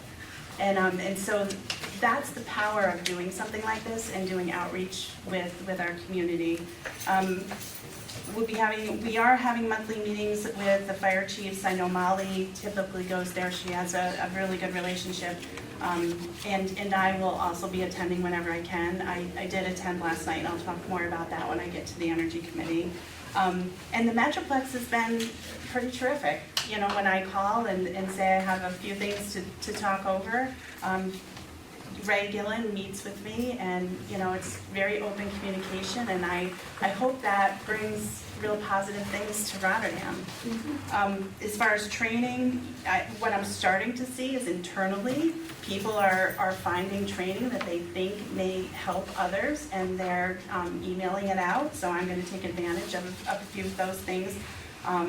One is regarding open meetings, and so I obviously am new to the board, and I'm willing to sit in and learn whatever I can to make myself better.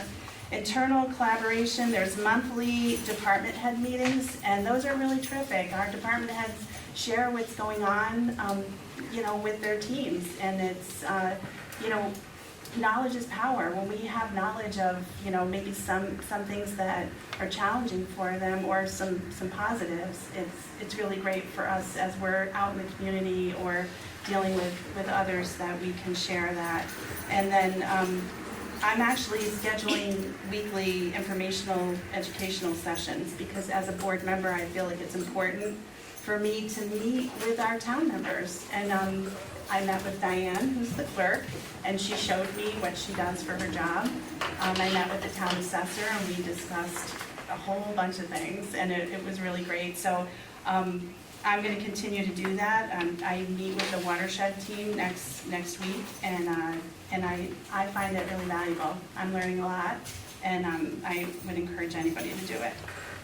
For local events, we have the Hamburg Street Festival on September 14th from 12 to 5. It's pretty incredible, and I hope everybody makes time to go. And for the town of Rotterdam, Meg has been doing a great job leading a team for our fall festival, October 4th, 5 to 9. And that encompasses a lot of local vendors too. From an energy committee perspective, Patty is sitting right here. She is the chairperson for our energy committee, and I know Dan is here too. David, I'm sorry. And so last night we met with them, and we talked about our solar code and the law that was recently passed, and they were pretty excited about that. We did an intro to the team, and what everybody brought to the table is really positive. The whole night was. We talked about our next energy meeting and the fact that we'll be discussing battery storage. They were so knowledgeable about this and what they want to see and the challenges that they have in the safety arena. So we're going to bring that back to the team and just let them know, everybody's input, and that will help us build a really good code for battery storage. For conservation, we have requested to keep the showcase that currently exists at the town until we have the year of the canal. It's the 200th year, and that is October 2025. So the conservation team has just asked that we keep that there out of respect for that length of time. So Diane, I did send you that message. I don't know if you saw your email, but hopefully we can do that. The rain garden in Great Flats, there's still, we still have some issues with some invasive species. We have some. It's gonna be a long, Yeah, long it's gonna haul. be a It's long not- It's not time. an instant, you're not allowed to use weed killer Yeah. on the aquifer. Yeah, and so we really appreciate It's fine. everything that you're doing with that. It's We also got received a grant for a duck blind in Great Flats, and that does expire in June of '25, so that's in process. And we have someone in-house who has offered to work with that, so we're really grateful. And then we talked about the preserve, the pit area, so that's what I have. Good. Any other liaison reports? Ron? Good. How about miscellaneous? Any miscellaneous items from board members for discussion? Just like to reiterate, the Hamburg Street Festival is this Saturday. The weather looks phenomenal. The Hamburg Street Merchants Association has organically come together to provide these great festivals throughout the year. This is only the second year of the Fall Festival.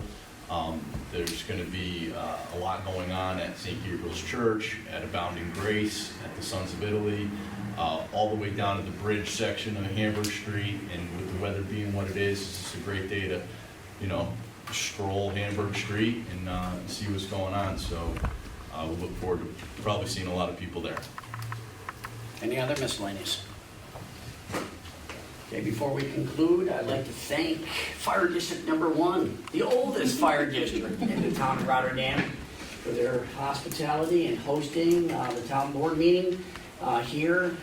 I mentioned earlier that, I'd like this setting for a town board meeting. It's much more intimate than the meeting that we have up on the hill. We're down at your level, we're close to you, we can engage in very good conversation, and I enjoy coming here the 2 times a year that we have the opportunity to come. So again, thank you very much. With that, this concludes the business for tonight. If I could get a motion to adjourn in a second. Make a motion. Mr. Mastriani. I'll in a second the motion. Ms. Calucci. Thank you very much. Everyone have a safe night. Drive carefully. Thank you.